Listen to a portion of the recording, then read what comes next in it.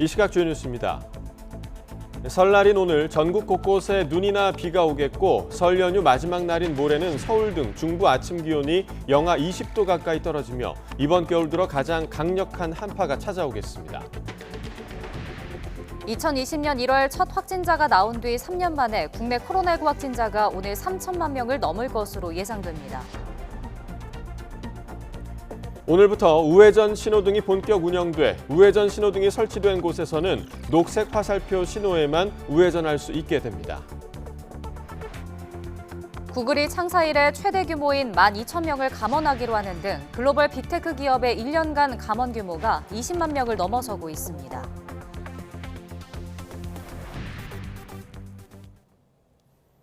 네, 굿모닝 YTN 2부 이어갑니다.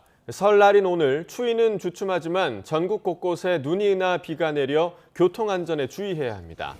기상청은 오늘 오전부터 밤사이 수도권과 강원 영서 등지에 눈이, 또 남부지방에는 비가 오겠다고 밝혔습니다. 예상 적설량은 서해 5도 1에서 3cm, 그 밖의 지역은 그 이하로 많지 않지만 도로 살얼음을 주의해야 합니다. 설 연휴 둘째 날인 오늘 이른 아침부터 전국 주요 고속도로 정체가 시작될 것으로 보입니다. 한국도로공사는 서울 방향 귀경은 오전 9시에서 10시쯤, 지역 방향 귀성은 아침 6시에서 7시쯤 시작될 것으로 내다봤습니다. 정체는 귀경길의 경우 오후 3시에서 4시쯤 절정에 달한 뒤 새벽 2시에서 3시쯤 해소될 것으로 보이고, 귀성길은 낮 1시에서 2시쯤 가장 정체가 심해진 뒤 저녁 7시에서 9시쯤에 풀릴 것으로 전망됩니다. 오늘 하루 전국 고속도로 교통량은 612만 대로 예상됩니다. 오늘부터 우회전 신호등이 본격 운영됩니다. 경찰청은 우회전 신호등 도입 등을 담은 도로교통법 시행규칙이 오늘부터 시행된다고 밝혔습니다. 이에 따라 우회전 신호등이 설치된 곳에서는 녹색 화살표 신호에만 우회전할 수 있게 됩니다. 또 우회전 신호등이 설치되지 않은 곳에서는 적색 신호일 때 반드시 일시 정지한 뒤에 우회전을 해야 합니다.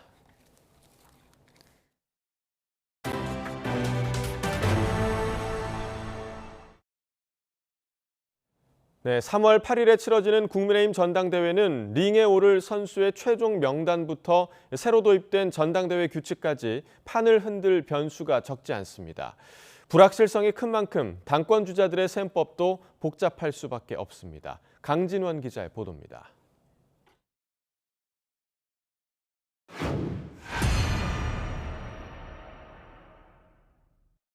국민의힘 당권 경쟁을 바라보는 정치권의 시선은 저출산이 부위원장직 해임과 관련한 대통령실의 공개 반박 이후 장고에 들어간 나경원 전 의원에 쏠려 있습니다. 어떤 선택을 하느냐에 따라 판세가 요동칠 수 있기 때문입니다. 대통령님께의 본의가 아니었다라고 말한 부분은 저의 불찰이었고 사과드립니다. 충분히 더 숙고하고 또 말씀드리도록 하겠습니다. 실제로 나 전 의원 출마의 부정적인 여권 핵심의 기류가 거듭 확인된 뒤에도 나 전 의원은 여당 지지층 대상 각종 여론조사에서 유력 주자 가운데 한 명으로 이름을 올리고 있습니다. 기세가 한풀 꺾였다는 분석도 적잖지만 여전히 판세의 주요 변수라는 데는 이견이 없습니다.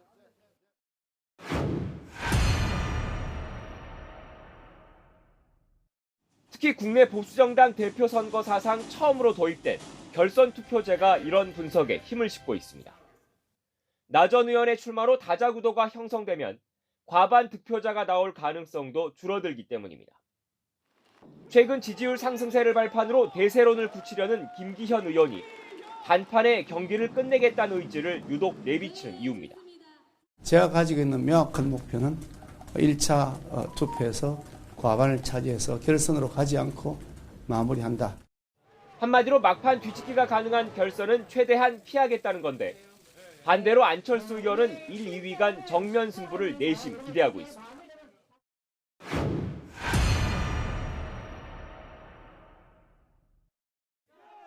이준석 전 대표 체제 이후 급증한 신규 당원의 선택도 당권 주자의 희비를 가를 핵심 요소에서 빠지지 않습니다. 직전 전당대회가 열린 2021년 6월 28만 명 수준이던 책임 당원 수가 지난해 12월 기준 80만 명으로 불과 1년 반 사이에 3배 가까이 늘어난 겁니다. 짧은 기간 유입된 당원들의 성향을 섣불리 예측하기 어려운 만큼 당권 잠룡들은 저마다 당의 지상과제인 총선 승리 비책을 꺼내들고 있습니다. 누가 싸워서 이기는지를 정확하게 파악한 다음에 거기에 따라서 총선 공천을 해야죠. 그래야지 우리가 이길 수 있습니다. 여기에다 국민의힘 내부적으로는 책임 당원들의 전당대회 투표율도 승부의 관건이 될 것으로 보고 있습니다. 여러 변수가 얽힌 가운데 막판 고심을 이어가는 비윤주자 유승민 전 의원까지 경쟁에 뛰어들 경우 차기 당권을 둘러싼 수싸움은 더 치열해질 수밖에 없습니다. YTN 강준원입니다. 더불어민주당 이재명 대표에게 이번 설 민심은 향후 정치 행보를 가늠할 주요 시험대가 될 것으로 보입니다. 검찰 2차 소환 통보에도 또 나가겠다는 승부수를 띄운 배경인데 앞으로 펼쳐질 사법 절차와 일정을 감안하면 상황이 녹록지만은 않습니다. 안윤학 기자의 보도입니다. 이재명 대표가 두 번째로 검찰 출석 의사를 밝힌 곳은 전과 달리 국회가 아닌 전통시장 한복판이었습니다. 형식적 권력을 가지고 그 권력을 행사하고 있으니 아무 잘못도 없는 제가 또 오라고 하니 제가 가겠습니다. 이 대표 핵심 측근은 검찰이 파놓은 덫에 스스로 걸려들겠다는 사직생의 승부수라고 평가했습니다. 검찰권 남용, 정적 제고용 수사라고 아무리 외쳐봐야 거대 야당을 방패막이 삼은 방탄으로 여겨지는 엄혹한 현실 속에서 말보다는 행동으로 자신이 처한 상황을 국민 앞에 드러내 보이는 게 더 공감받을 수 있다고 판단했다는 겁니다. 사적 이익을 위해서 검찰권을 남용하는 일부 정치검찰 국민이 지켜보고 있고 역사가 평가할 것입니다. 하지만 앞으로 이 대표에게 펼쳐질 사법적 절차와 일정을 들여다보면 고비마다 쉽지 않은 장애물이 놓였습니다. 가장 먼저 닥칠 위협은 구속영장. 국회의 나라들 체포동의안인데 체포동의안 부결 시 방탄 논란은 최고조에 달할 것으로 보입니다. 그들은 당대표의 사법 리스크를 막기 위한 방탄 국회에만 혈안이 돼가지고 그야말로 다수당의 횡포로 일관하는. 이어 검찰이 기소할 경우 부정부패 혐의로 기소돼도 정치 탄압이라면 당직을 유지할 수 있다는 당헌 80조 3항이 부각되며 당내 분란이 재현될 가능성이 큽니다. 정정당당하게 이재명 대표가 80조를 그대로 적용을 받아서 당대표직을 잠시 물러났다가 무고함이 밝혀지면 다시 복귀할 수도 있는 거 아닌가 싶습니다. 가장 큰 문제는 지난한 재판 과정에서 이재명표 민생정책이 사법 리스크 블랙홀에 빨려 들어가 힘을 잃는 겁니다. 일주일에 두세 번씩 법정에 출두한다거나 이런 모습이 계속 TV에 연출이 되고 추가 공방들이 이루어지고 이러면 당으로서는 굉장히 부담스러울 수 있죠. 물론 이 대표가 연루됐다는 결정적 물증이 나오지 않는다면 검찰이 해도 너무한다는 여론이 확산하며 이 대표의 유리한 국면으로 흘러갈 수도 있습니다. 이재명 대표가 2차 소환 통보에 응한 이상 3차, 4차 추가 소환을 거부할 명분 또한 줄어들었습니다. 검찰에 출석할 때마다 출렁일 당심과 민심을 어떻게 다잡을지에 이 대표의 정치 생명까지 달렸다는 분석도 나옵니다. YTN 안윤학입니다. 내년 총선에 적용될 게임의 룰, 선거제 개편을 위해서 여야 그리고 보수와 진보 시민사회가 최근 손을 맞잡는 장면이 연출됐습니다. 구체적인 개선 방안은 천차만별이라 간극을 좁히기가 쉽지 않겠지만 지금의 승자 독식 제도를 고치자는 데는 공감대를 이룬 모양새인데요. 설 연휴 뒤에 본격 논의가 이루어질지 손효정 기자가 분석했습니다. 지난 16일 분열과 혐오의 정치를 막자며 여야 의원들이 마주 앉았습니다. 5개 정당 소속 국회의원 70여 명이 초당적 정치개혁 모임이란 이름 아래 선거제 개혁을 위한 첫 만남을 가졌습니다. 이 정치 제도가 아주 망국적인 그런 정치 제도입니다. 어느 당에 유리할지 이런 당리당략 같은 걸 전부 다 내려놓고 나의 유불리, 특히 우리 정당의 어떤 정파적인 정략적인 유불리를 넘어갔고 오직 국민만을 생각하면서 그 실패의 과거를 되풀이할 게 아니라 그 소신 정치가 이 극단적인 진영 간의 대결 정치로 소모되는 데 대해서 더 힘들어하고 또 각 정당도 팬덤 정치 보수 진보 시민단체 대표들도 이례적으로 한 목소리로 선거제 개혁을 촉구했습니다. 지금의 소선거구제, 승자 독식 구조로는 협치는커녕 갈등과 분열의 정치만 가속화되리란 겁니다. 개인들의 이익을 위해서 이렇게 조잡한 위성정당 만드는 꼴을 보면서 우리는 대단히 실망할 수밖에 없었습니다. 올해 상반기 안에 반드시 사회적 합의로 또 초정파적인 협력을 통해서 이루어 나가자고 촉구하고 앞서 윤석열 대통령이 중대 선거구제를 언급하고 김진표 국회의장은 선거제 개편 시한을 3월로 못 박으면서 오는 2월 임시국회 때 논의에 속도가 붙고 국회의원 300명 전원위원회도 가시화될 것이란 기대도 나옵니다. 2월까지 어쨌든 안이 좀 나오고 3월 중에 여야 전체 의원들의 공론 또 여야 정당 간의 협상 이런 걸 통해서 각 정당과 국민들의 동의를 전제로 해서 협상 가능하고 실현 가능하다고 판단이 되는 안을 좀 더 집중적으로 우선 토론하자. 다만 일단 논의해보자는 마음은 같지만 강론에선 시각차가 뚜렷해 합의 도출엔 난항이 예상됩니다.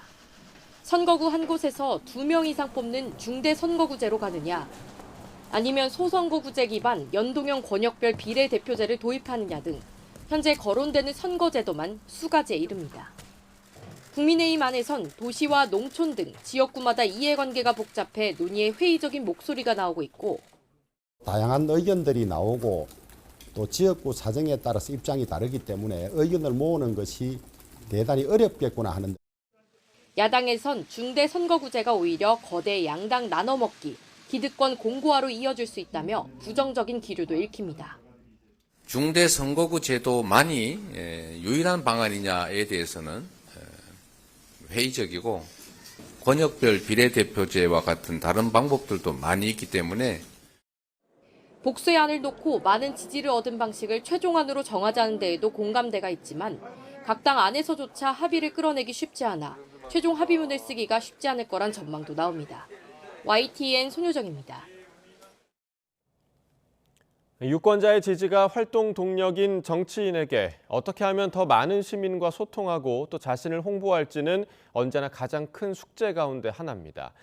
특히 직접 만나 악수하고 또 문자를 보내는 전통적인 방법은 시간과 비용이 적지 않게 들 수밖에 없어서 많은 정치인들이 SNS 홍보전에 더 적극적으로 나서고 있습니다. 황윤태 기자의 보도입니다. 21대 국회 비례대표로 여의도에 입성한 국민의힘 최승재 의원은 법안을 낼 때마다 홍보 영상을 찍습니다. 지역구가 없어 현장을 누비는데 한계가 있는 만큼 이름을 알리는 대안을 찾은 겁니다. 아무래도 초선 의원이고 또 비례대표다 보니까 주목도가 떨어질 수밖에 없습니다. 적극적인 활동을 좀 더 알리고 싶었고요. 또 그 적극적인 활동을 통해서 인지도가 높아지고 영향력이 생긴다면은 법안 통과도.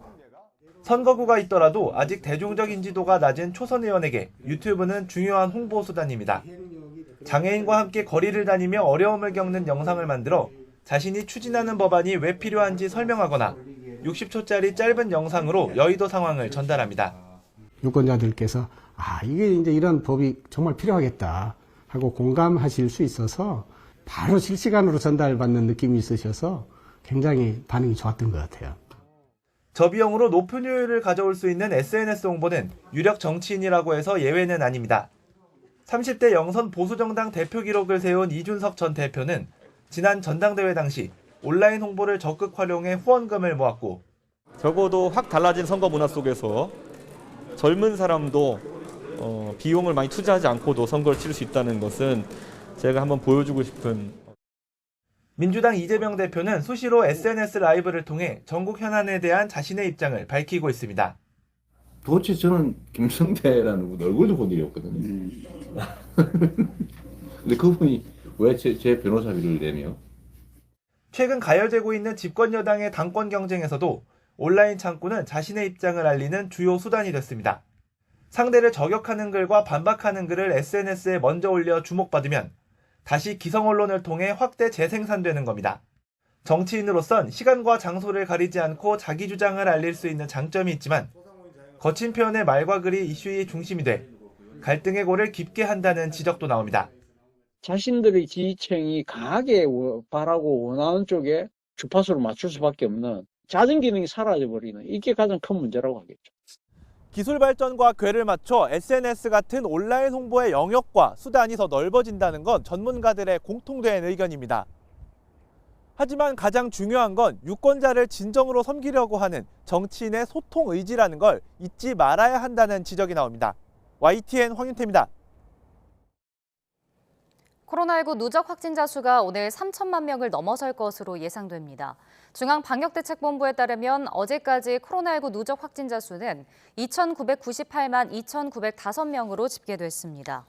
최근 하루 2만 명 이상 신규 확진자가 꾸준히 나오고 있는 점을 고려하면 오늘 발표되는 방역당국의 통계에서는 누적 확진자 수가 3천만 명을 넘을 가능성이 높습니다. 지난해 연말 기준 한국의 주민등록 인구가 5,143만여 명이니까 국민 5명 중에 3명은 코로나19 확진 판정을 받게 되는 셈입니다. 중국의 저명한 감염병 전문가가 자국 인구의 약 80%가 코로나19에 감염됐다고 밝혔습니다. 중국 인구 14억 명 가운데 11억 명이 코로나19에 감염됐다는 뜻입니다. 보도에 김원배 기자입니다. 중국 질병예방통제센터 전염병학 수석 전문가인 우쭌예우 박사는 중국 소셜미디어 웨이보에 올린 글에서 중국 인구의 약 80%가 코로나19에 감염됐다고 밝혔습니다.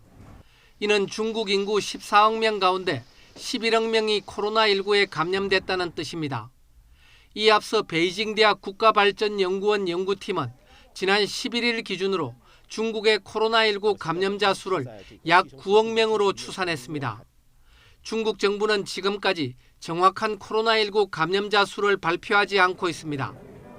우쭌예우 박사는 전국적으로 감염병이 절정을 지났고 중소도시도 감염병 발생 하락 추세에 있다고 적었습니다.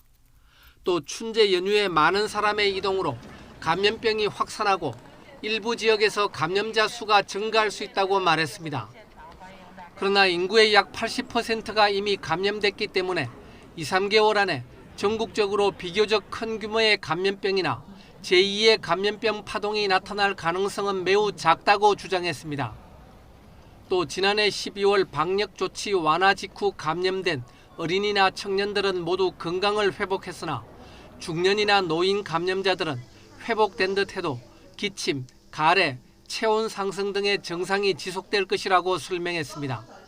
그러면서 중년이나 노인은 완치된 것 같지만 신체 기능이 완전히 회복되지 않았다며 연휴 기간 장거리 여행이나 친척 방문 등을 권장하지 않는다고 밝혔습니다. 또 감염 경험 노인이 있는 가정에서는 노인의 몸 상태를 면밀히 관찰해야 하고 노인이 감염되지 않은 가정에서는 불필요한 방문을 엄격히 통제해야 한다고 조언했습니다. YTN 김원배입니다.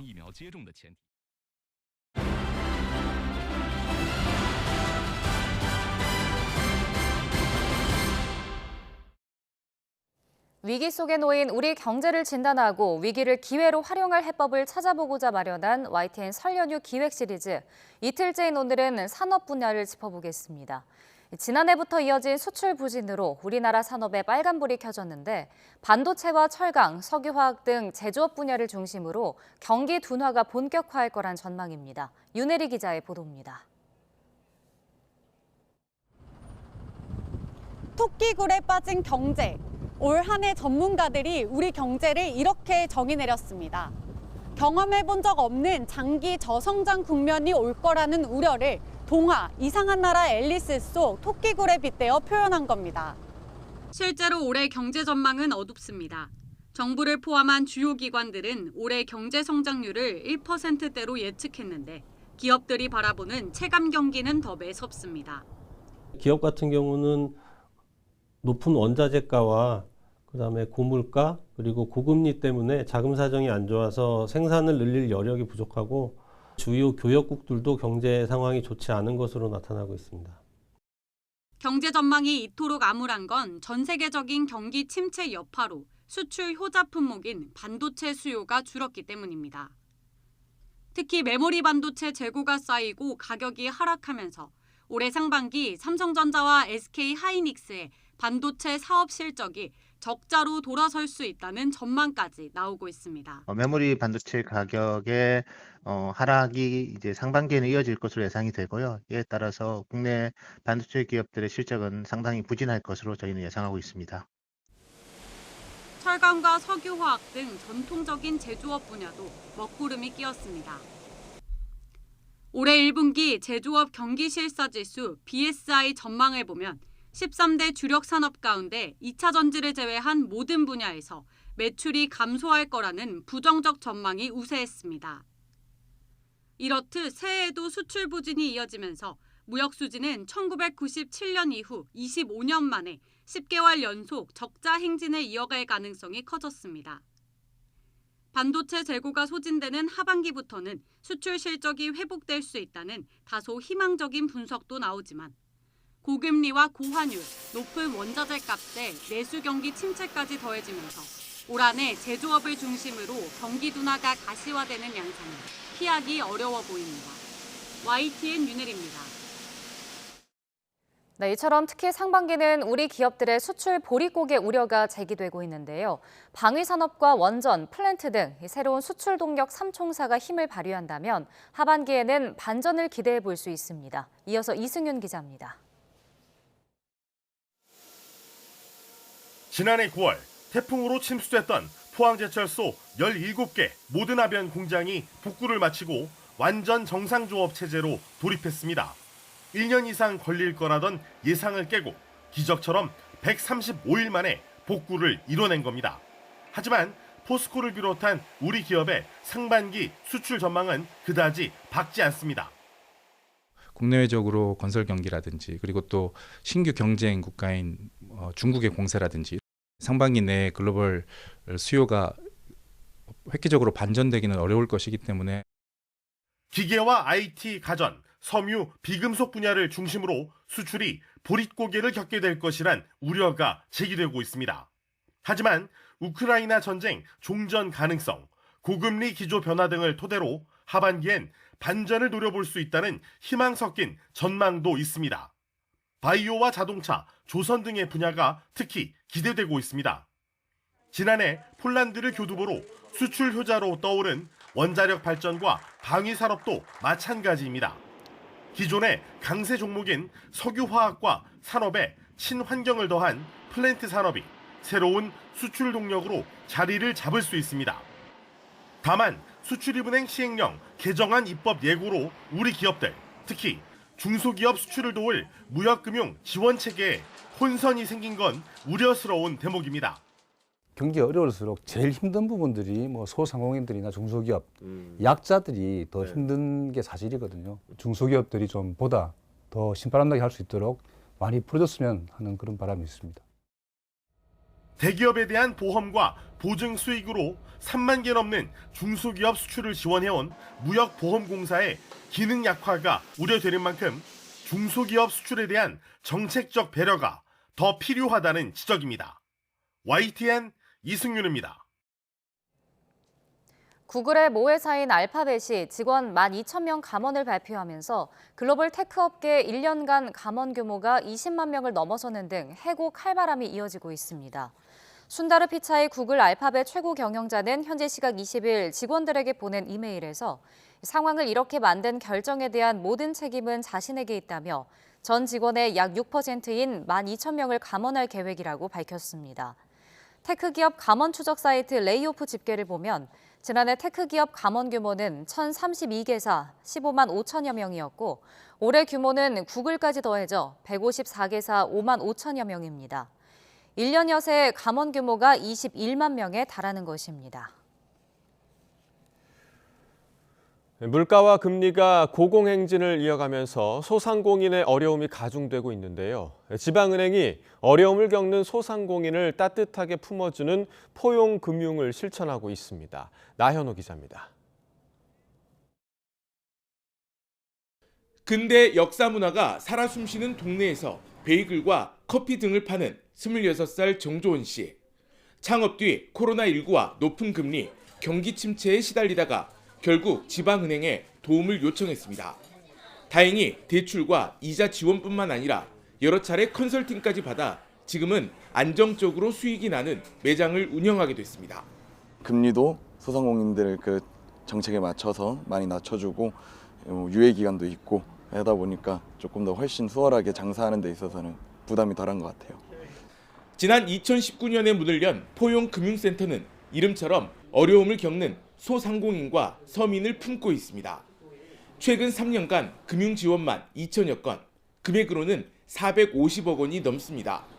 예비 창업자나 소상공인들의 사업이 정상 궤도에 안착할 때까지 전문가 컨설팅과 각종 교육 서비스도 제공합니다. 현금 서비스라든지 그다음에 캐피탈 그런 사채 같은 것도 저희가 대안대출도 지원하고 있고요. 또 소상공인들이 필요로 하는 창업 자금에 대해서 적기에 저희가 지원하고 있습니다. 광주은행은 각종 사회 공헌 활동을 통해 당기 순이익의 최소 10% 이상을 지역사회에 돌려주고 있습니다. 소상공인이 잘 돼야 지역 경제에 활력이 넘쳐나고 자연스레 은행도 성장한다는 상생 원리를 실천하는 겁니다. 지역 내 소상공인과 중서민에도 따뜻한 금융의 손길을 적극적으로 나누어 함께 호흡하고 같이 성장하는 상생의 길을 걸음으로써 더욱 성숙하고 미래가 기대되는 광주은행의 역할에 충실하겠습니다. 지역경제 동맥 역할을 자처한 지방은행의 포용금융이 높은 물가와 이자의 경기 침체까지 그 어느 때보다 추운 겨울을 나는 소상공인에게 희망을 불어넣고 있습니다. YTN 나연호입니다. 하나로마트를 운영하는 농협 하나로 유통이 전기요금에 부과되는 전기 부담금을 낼 수 없다며 소송을 냈지만 최종 패소했습니다. 대법원은 농협 하나로 유통이 한국전력공사를 상대로 부당이득을 반환하라며 낸 소송에서 한전 승소로 판결한 원심을 확정했습니다. 재판부는 농협중앙회에서 분리된 자회사 가운데 농협은행, 농협생명보험, 농협손해보험 등 3개 회사만 부과금 면제 대상에 해당한다며 하나로 유통이 전기 부담금을 면제받을 근거가 없다고 판단했습니다.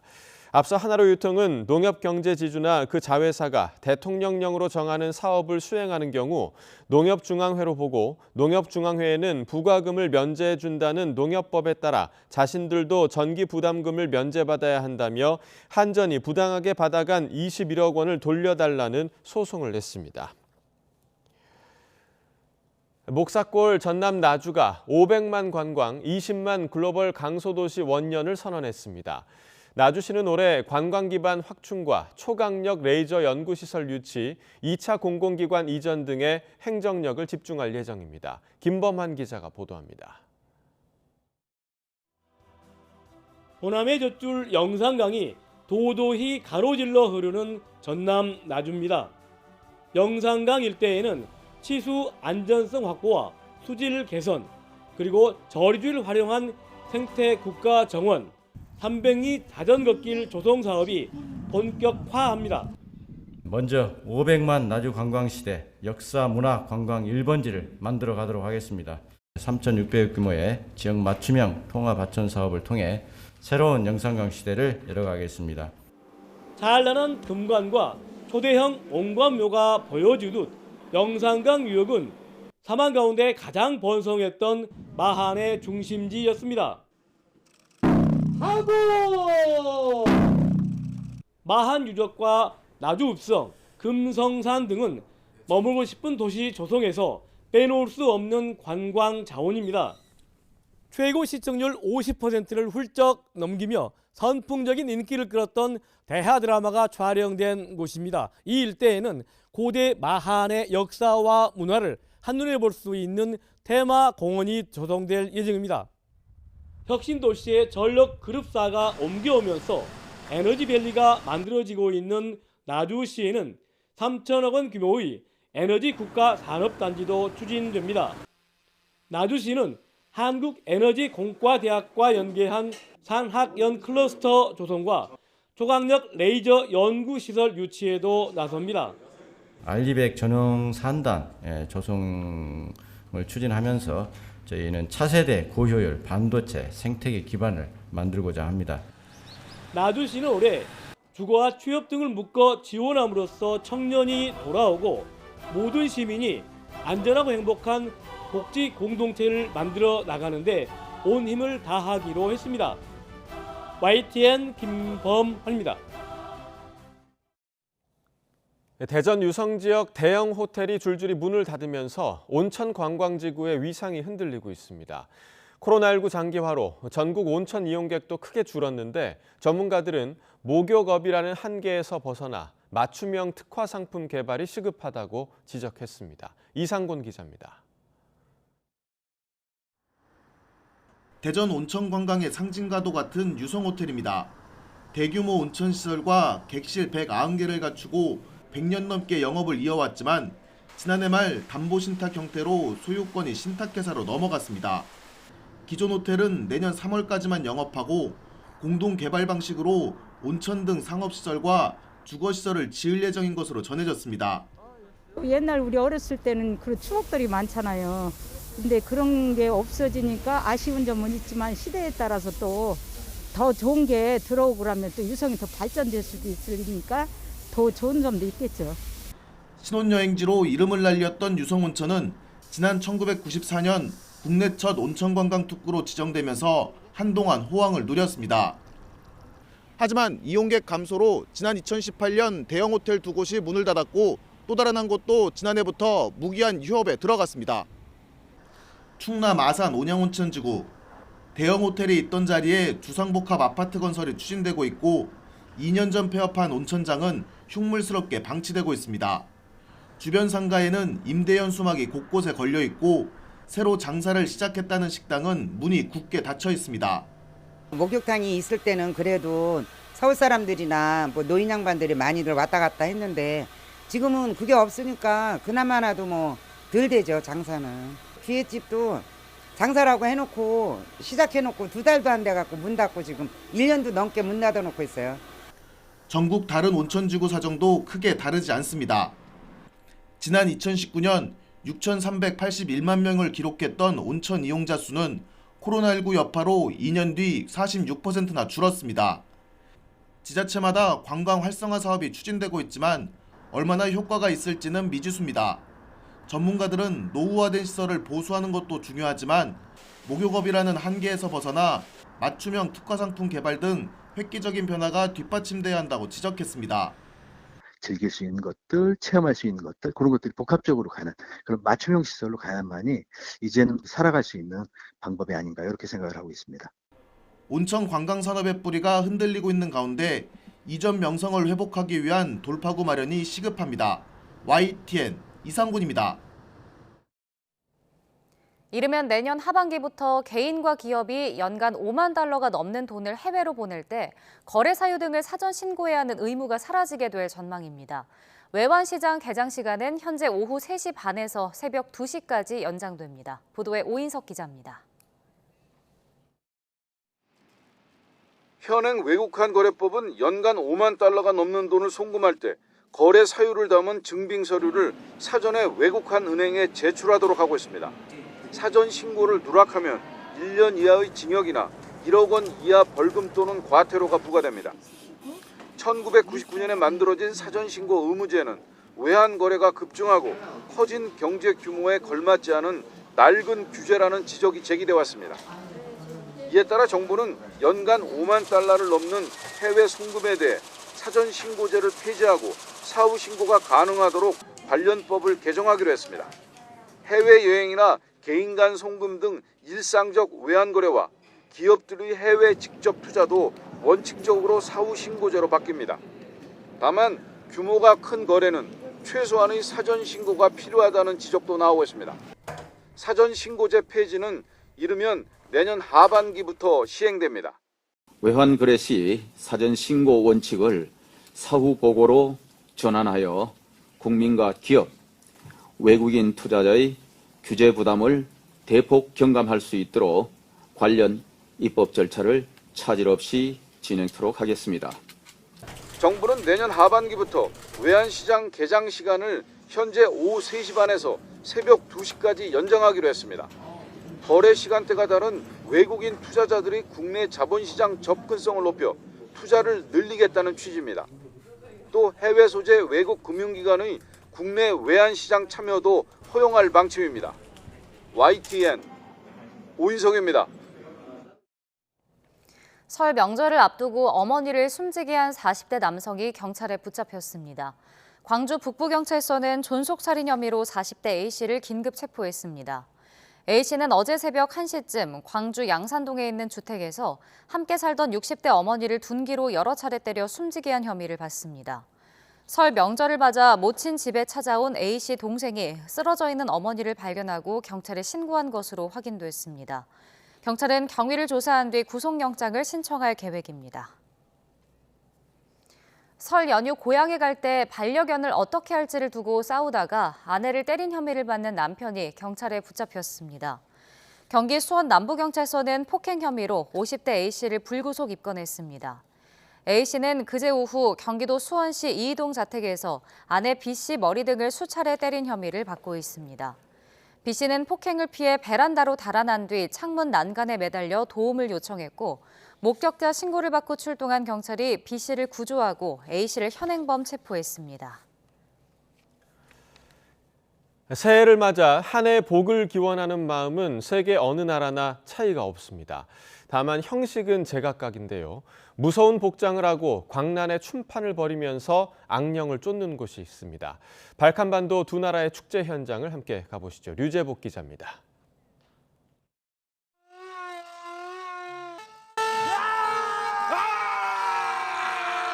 기기묘묘한 복장을 한 무리가 행진을 시작합니다. 악마의 모습이나 신화 속 동물을 형상화했습니다. 1400년 전부터 이어져 온 북마케도니아의 베브차니 축제입니다. 가면이나 복장은 축제 시작 전까지 철저하게 비밀에 붙여집니다. 신성함을 상징하는 이교도 축제는 광란의 춤판이 벌어지면서 절정으로 향합니다. Ľudia to nově prostori ova tradícia čuvali vekovi, pa nije kako pomladija produžujeme i našite sinovi i generacije što ide. 기괴한 탈을 쓰고 양이나 염소의 가죽으로 만든 옷을 걸쳤습니다. 허리에 매단 커다란 방울은 70kg이 넘는 것도 있습니다. 저마다 횃불을 들고 행진하는데 마을 한가운데 모닥불에 불을 받친 뒤 춤사위를 벌입니다. 불가리아의 수루바 축제는 8년 전 세계문화유산에 올랐습니다. 무서울수록 악령을 쫓을 수 있다는 가면 쿠케리, 나무 껍질로 얼굴을 만들고 주변은 깃털로 장식했습니다. И крила на животни, за да пресъздадат нещо страшно, което да изгони злото, което да е по-страшно от злото. 시대와 장소에 따라 서로 다른 문화를 담아내는 새해 축제. 액을 쫓고 복을 비는 간절함만은 한결같아 보입니다. YTN 유재복입니다.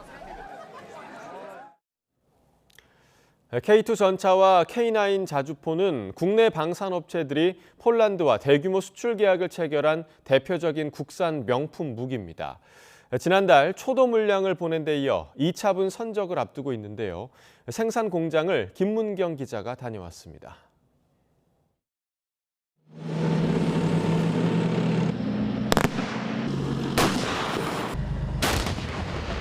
폴란드에 수출될 K2 전차가 줄지어 서 있습니다. 지난달 초도 물량 10대에 이어 두 번째 수출품입니다. 현지로 보내기 전까지 끊임없이 이상 유무를 점검하고 있습니다.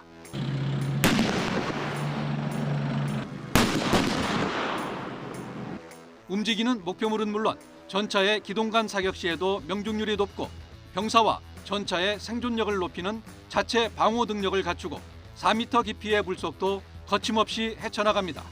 전 세계 전차 중에서 K2 전차만큼 뛰어난 기동성, 화력, 방어력을 갖춘 전차는 없고 세계 최고의 전차라고 자부하고 있습니다. 또 하나의 국산 명품 무기로 평가받는 K9 자주포입니다. 1999년 첫 출고 이후 20년 만에 전군 배치를 완료한 데 이어 세계 자주포 시장에서 50%의 점유율을 확보할 정도로 해외에서도 명성을 얻었습니다.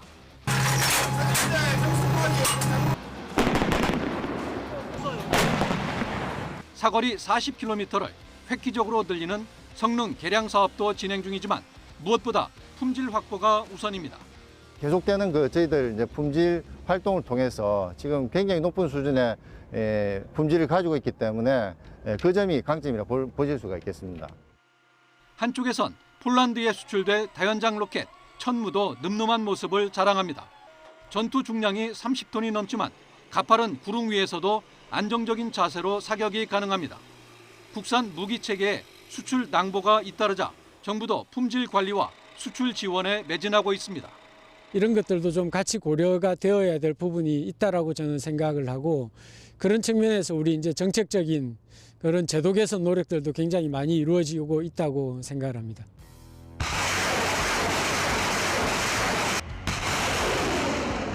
폴란드에서만 최대 20조 원대의 수출 기본 계약을 체결한 방산업체들은 또 다른 목표를 향해 연휴를 잇고 구슬땀을 흘리고 있습니다. YTN 김문경입니다. 페루 문화부가 격렬한 반정부 시위의 여파로 잉카 유적지인 마추픽추를 폐쇄한다고 밝혔습니다. AFP 통신에 따르면 페루 문화부는 현지 시각 21일 성명을 내고 사회적 상황과 방문객 안전을 위해 잉카 트레일과 마추픽추 폐쇄를 명령했다고 말했습니다. 페루에서는 지난해 12월 페드로 카스티오 전 대통령이 탄핵당하고 반란과 음모 혐의로 구금된 후 지지자들이 그의 석방 등을 요구하며 격렬한 시위를 벌이는 등 극심한 사회 갈등이 한 달 넘게 이어지고 있습니다. 수십 명의 사망자가 발생한 이번 소요 사태로 마추픽추 유적 인근에 관광객 수백 명이 발이 묶인 상태라고 AFP 통신은 전했습니다.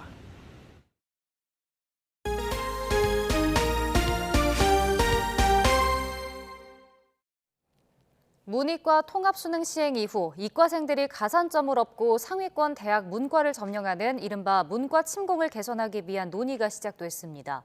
이과생의 문과 지원을 어렵게 할지, 문과생도 이과에 지원할 수 있게 할지 의견이 엇갈리는 가운데 당장 올해 입시부터 조정이 생길 수 있다는 전망도 나옵니다. 보도에 김연아 기자입니다. 문이과 통합수능 이후 수학은 입시를 좌우하는 제1왕좌를 차지했습니다. 2023학년도 입시에서도 수능 1등급의 88.9%가 이과생일 것으로 추산되는데, 이과생은 수학에서 가산점을 더 챙기고 문과 지원에 제약도 없지만 문과생은 점수와 지원 기회 모두 분리해 진학에 어려움이 커졌습니다. 고등학교 수업에서는 이미 문과, 이과가 사라졌지만 대입에서만큼은 문과와 이과를 구분하는 현상이 작년에 이어 올해도 계속해서 나타나고 있습니다. 대학도 고민입니다. 교차 지원한 이과생들이 문과에 적응하지 못하고 다시 수능을 보거나 전과하고 있어서입니다. 수도권 대학은 대부분 50% 이상인 걸로 알고 있는데요. 이게 문제가 이제 당장 터지진 않을 겁니다. 근데 2, 3년 후에 교차 지원에서 들어온 학생들이 전과를 신청하기 시작하면 전과로 빠져나간 학과도 문제이고 전과생들을 받아야 되는 학과도 문제가 발생하는 부분입니다. 개선책은 크게 문과에도 벽을 쌓자와 문이과 벽을 모두 허물자 두 가지로 나뉩니다. 인문계열은 수학 반영률을 줄이거나 사탐 필수 과목 지정 또는 가산점 부여로 교차 지원에 제약을 두자는 주장과 대학 공부를 하는 데 있어서 수학을 계속 기본적으로 써야 되는 친구들하고 수학과의 연관성이 좀 적은 학생들하고 동등한 기준에서 점수를 채점하고 등수를 매기고 하는 것이 타당한지를 잘 모르겠습니다.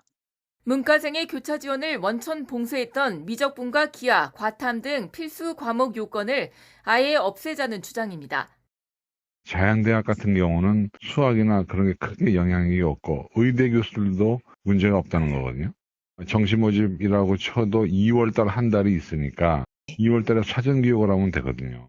그러나 교차 지원을 어렵게 하는 건 통합교육과정의 취지에서 벗어나는 단점이 있고 필수 과목 해제는 애당초 수학 선택 과목별 점수차에 따른 이과생 강세에 대세를 막기엔 역부족이란 지적이 나옵니다. 교육부와 대학들은 교차 지원생의 휴학률과 학점, 중도 이탈 현황 등을 분석해 4월쯤 문과 침공 개선 방안을 발표합니다. 과목별 가산점이나 반영 비율 조정은 내년에나 가능하지만 대학별 변환 표준 점수 조정은 올해도 가능해서 입시 전략 고민이 커질 전망입니다. YTN 김연아입니다. 올해 첫 1,000만 관객을 달성할 것으로 보이는 아바타 물의 길 상영을 계기로 특별 상영관의 인기가 더욱 높아지고 있습니다. 압도적인 영상미와 웅장한 사운드를 접할 수 있는 특별 상영관은 OTT에 익숙해진 관객들의 발길을 이끌며 영화관의 존재 이유를 강조하고 있습니다. 보도에 홍상희 기자입니다. 지난달 3D 영화 시대를 열었던 아바타 속편의 귀환과 함께 극장과 멀티플렉스 특수 상영관들은 그야말로 특수를 맞았습니다. 진짜 10분마다 확인하다가 딱 떠가지고 겨우 예매했어요. 진짜 금방 매진돼가지고 저희가 예매하고 한 20분 뒤에 다 매진된 걸로 기억해요. 아이맥스 화면이 줄 수 있는 그 어떤 스케일의 감동이나 이런 거는 다른 관들하고는 비교할 수가 없어서 3D와 초고화질 4K 영상에 초당 프레임을 2배로 늘려 영상미를 살린 기술을 체험하기 위해 관객들은 새벽부터 특수관으로 몰렸습니다. CGV는 용화맥으로 불리는 용산 CGV 아이맥스를 비롯한 전국 21개의 아이맥스관에서 압도적인 스크린으로 관객몰이에 나섰고 마치 영화 속에 들어간 듯 의자가 움직이고 물방울이 떨어지는 4DX, 좌우 벽면까지 스크린을 확장한 스크린X로 N차 관람을 주도했습니다. 4DX 같은 경우에서는 좌석 판매율이 90%에 가까이 이를 정도로 폭넓게 사랑을 받고 있습니다. 아이맥스의 경우에도 한 70% 가까운 좌석 판매율을 기록하면서 아이맥스 열풍을 일으키고 있습니다. 돌비의 첨단 공간 음향 기술로 아바타의 모든 기술을 구현한다는 입소문에 메가박스의 돌비 시네마의 인기도 한 달 넘게 이어지고 있습니다. 코돌비라는 별명을 가진 코엑스 돌비 시네마를 포함해 전국에 단 5개만 있는 특수관이지만 누적 매출액 30억 원을 돌파하며 최대 실적을 기록하고 있습니다. 아바타 물의 길은 기술의 최대 스펙인 4K HDR과 HFR이 적용이 되어 있어서 돌비 시네마에서는 일반 3D 상영관보다 4배 이상 밝기의 화질로 깨끗하게 3D를 즐기실 수 있습니다. 롯데시네마는 초대형 스크린과 돌비 사운드에 더해 쾌적한 환경을 무기로 내세웠습니다. 월스풀이라는 별칭의 월드타워점 슈퍼플렉스는 기존 좌석을 절반 이상 줄이고 리클라이너를 설치해 3시간이 넘는 상영 시간에도 편안하게 영화에 몰입할 수 있겠습니다. 국내에서 가장 긴 34m의 스크린에 돌비 애트모스 사운드 시스템을 도입했고 별도의 스튜디오석에서는 가족이나 연인이 독립된 공간에서 영화를 즐길 수 있습니다. 코로나를 거치면서 영화관을 찾으시는 분들의 그 목적성이 조금 더 강해졌습니다. 영화관이 이제 좀 변해야지 산다라는 그런 생각을 갖고 새롭게 이제 좀 프리미엄하고 이런 그 특화된 형식을 갖고 있는 상영관을 저희가 표본을 좀 제시를 하고 싶었고. 아바타, 물의 길에 이어 더 퍼스트 슬램덩크와 유령 교섭 등 사운드와 영상을 강조한 영화들의 상영도 이어지고 있어 영화적 체험을 강조한 대작들의 특수가 계속될지 관심입니다. YTN 홍상입니다. 오늘 자정쯤 광주 광산구 운남동에 있는 근린공원에서 불이 났습니다. 불은 40분 만에 꺼졌고 인명피해는 없었지만 공원 잔디밭 일부가 불에 탔습니다. 경찰은 100여 명 정도로 추정되는 중국과 베트남 국적의 외국인이 춘절맞이 폭죽놀이를 하다가 불을 낸 것으로 보고 화재의 원인을 조사하고 있습니다. 동물농장에서 어린 사자 2마리가 탈출했다가 2시간여 만에 붙잡혔습니다. 강원 강릉경찰서는 어젯밤 8시 반쯤 강릉시 옥계면의 동물농장에서 사자 2마리가 우리를 탈출했다는 신고가 119에 접수됐다고 밝혔습니다. 생후 6개월 정도인 것으로 알려진 사자들은 2시간 반 만인 밤 11시쯤 농장 인근 야산에서 모두 생포됐습니다. 인명피해는 없었습니다. 경찰은 동물원 주인을 상대로 경위를 조사하고 있습니다. 어제 오후 2시 50분쯤 서울 신림동에 있는 3층짜리 다세대 주택에서 불이 났습니다. 다친 사람은 없었지만 다세대 주택 1층에 있던 보일러실과 건물 외벽 일부가 불에 탔습니다. 소방당국은 보일러실에서 불이 시작됐다고 보고 정확한 화재 원인을 조사하고 있습니다. 어제 오후 5시쯤 울산 북구 실해동의 단독주택에서 불이 났습니다. 이 불로 집안에 있던 79살 김모 씨가 병원으로 옮겨졌지만 숨졌고 950만 원의 재산 피해가 났습니다. 경찰은 구체적인 경위를 조사하고 있습니다.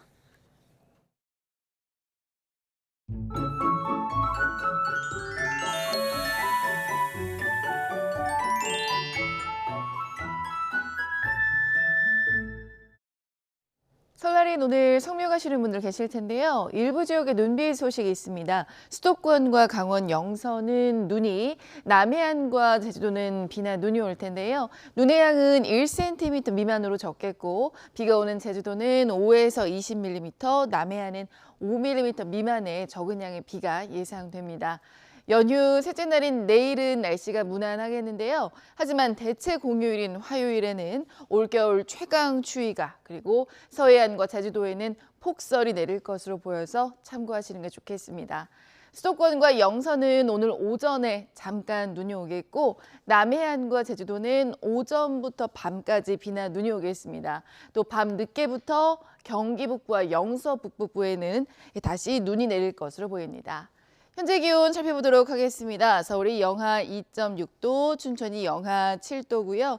낮 기온 살펴보면 서울이 3도, 청주가 5도, 광주 6도, 부산 8도 예상됩니다. 날씨였습니다.